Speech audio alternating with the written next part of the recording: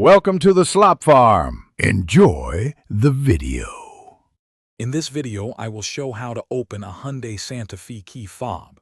First, locate the small release button on the side of your key fob. Press and hold this button firmly. This action will release the hidden emergency key. Once released, carefully pull the emergency key straight out from its slot.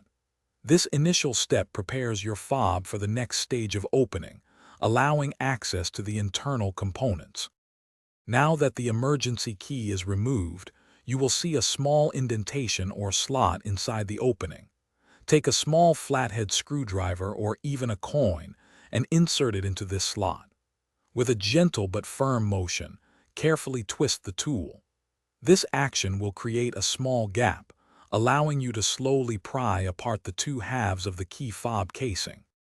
With the key fob open, you will see the small, round battery inside. Before removing it, take a moment to note its type and how it is oriented, usually with the positive side facing up. Gently pry out the old battery. Then, insert a brand new CR2032 battery, ensuring the positive side is facing upwards, just like the old one. To reassemble your key fob, carefully align the two halves of the casing. Press them together firmly until you hear a satisfying click, indicating they are securely fastened.